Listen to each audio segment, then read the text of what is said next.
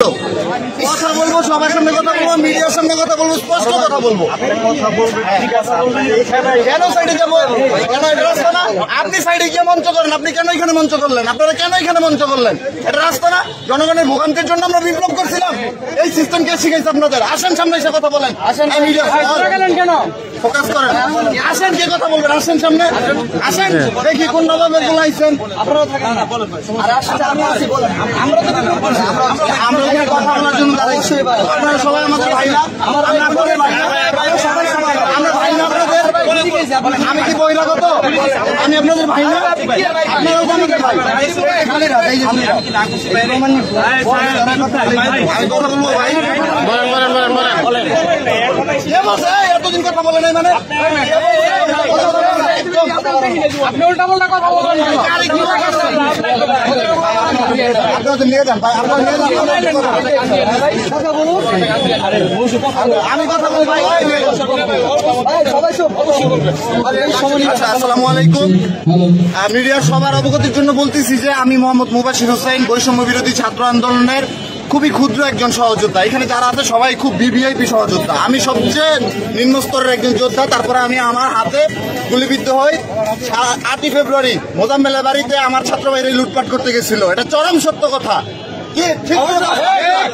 আমার ছাত্র ভাইরা টঙ্গী গাছার পোলাপানটা মিলা প্ল্যান করতে মোজাম্মেলের বাড়িতে গেছে। ওরা যায় ওইখানে লুটপাট করছে। 16টা পোলাপান কুপ খাইছে। একটা পোলাপান কাশেম নামে, সে 3 দিন পরে 12 তারিখে নিহত হয়েছে, মারা গেছে। বান্ডেল থাকলে প্রতি সিনেমানিতে টাকা বাঁচবে।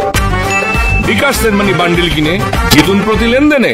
আরো 2-3 জন শয্যাশায়ী মাথার খুইলা রাইখা দিছে, ওগুলা ট্রিটমেন্ট চলমান। সেই অবস্থায় আমরা বারবার বিচার চাইছি যে গাজীপুরের অবস্থা কিন্তু খারাপ। গাজীপুরে আওয়ামী কীট পতঙ্গ, আওয়ামী দালালরা কমিটিতে ঢুইকা গাজীপুরটা নষ্ট করে দিচ্ছে। তারও প্রেক্ষিতে আমরা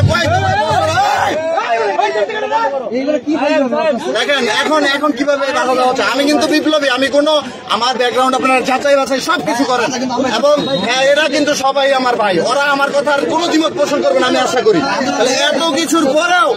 এত কিছুর পরেও আমরা বারবার বলছি যে এই কথা বলতে দাও।